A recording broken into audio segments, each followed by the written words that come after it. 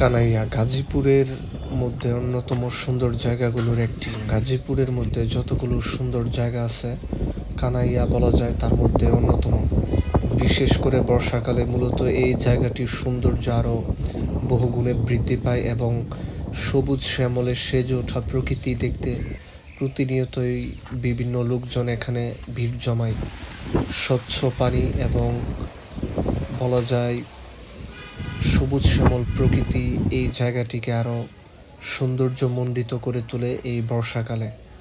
এই কানাইয়ার অন্যতম সৌন্দর্য বলা যায় এই ব্রিজ এবং এই বেলাই বিল এবং এই নতুন পানির আগমনে এই জায়গাটা বা এই বেলাই বিল তার যে পূর্ণ সৌন্দর্য তা ফিরে পায় মূলত এই বর্ষাকালেই।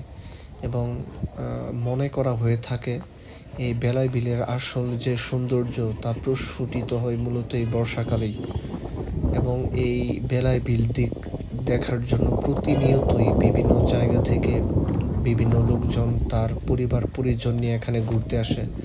এই বেলাই বিলের বুকে ভেসে চলার জন্য ছোট ছোট নৌকা এবং ছোট বড় মাঝারি বিভিন্ন ধরনের সেলুলন্স ইঞ্জিন চালিত নৌকা রয়েছে। বর্ষাকালে মূলত এগুলো ঘণ্টাব্যাপী ভাড়ায় আগত দর্শনার্থীরা নিয়ে ঘুরতে বের হয়।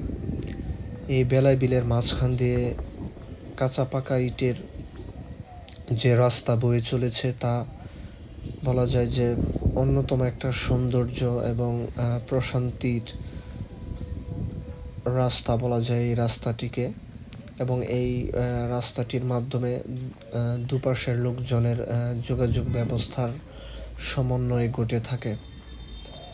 এবং এই বেলাই বিল কেন্দ্রিক এই অঞ্চলের মানুষের জীবিকাও নির্ভর করে বলা যায়, যেহেতু বর্ষাকালে প্রচুর পানি এবং এই বিলে দেশি অনেক মাছ পাওয়া যায়।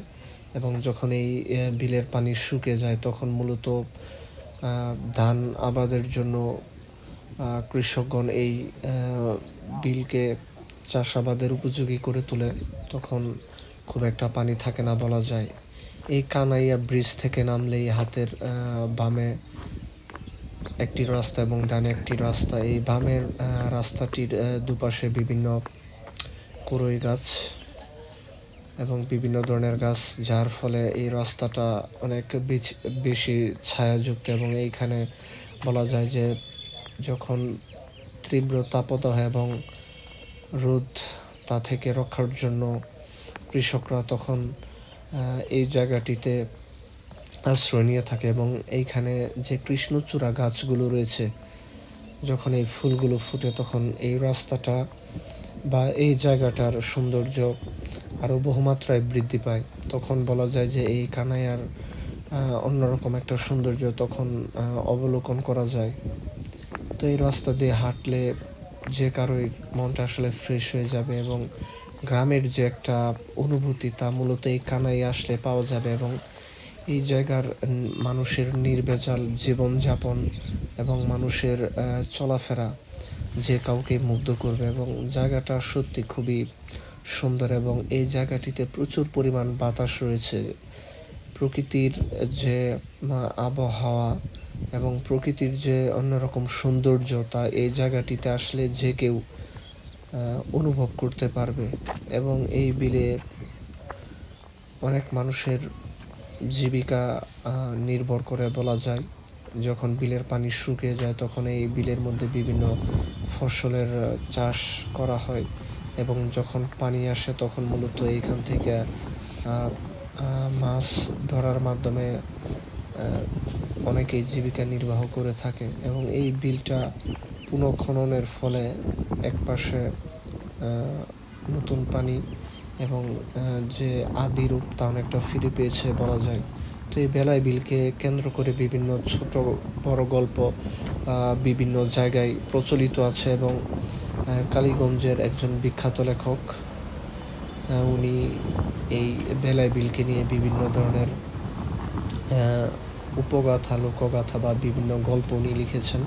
বিশেষ করে বাওয়ালগড়ের উপাখ্যান, পদ্মা মেঘনা যমুনা ইত্যাদি গল্প বা উপন্যাসের মধ্যে আমরা এই বেলাই বিলের কথা জানতে পারি বা বুঝতে পারি। এই বেলায় বিল সত্যি গাজীপুরের বলা যায় যে একটা গৌরব ইতিহাস। এই বেলায় বিল এই বেলায় বিলকে কেন্দ্র করে অনেকেই তাদের জীবিকা চালিত করে থাকে। তো যাই হোক, এই বেলা বিল সত্যি খুবই সুন্দর এবং এই সৌন্দর্য গাজীপুরের মধ্যে বলা যায় যে শীর্ষে থাকবে। আমাদের গাজীপুরের মধ্যে যে কয়েকটি ঘোরার মতো বা দেখার মতো জায়গা আছে, তার মধ্যে এই কানাইয়ার বেলায় বিল এবং কানাইয়া বাজার বলা যায় যে অন্যতম। বিশেষ করে বিকালের দিকে মূলত এই জায়গাটি আরও বেশি জমে ওঠে এবং বিভিন্ন লোকজন এখানে আসে। এই নৌকাগুলো মূলত ঘণ্টাব্যাপী ভাড়া নিয়ে ঘোরা হয়। তো এইখানের ব্রিজটি বলা যায় যে মোটামুটি অনেক দিনেরই, এবং এই ব্রিজ থেকে দাঁড়িয়ে মূলত বেলায় বিলের সৌন্দর্য অনেকটা দেখা যায় বা উপলব্ধি করা যায়। এবং এই কানাইয়ার এই ব্রিজটি মূলত আকর্ষণের অন্যতম একটা জায়গা বলা যায়। তো এই ব্রিজ দুই পাশে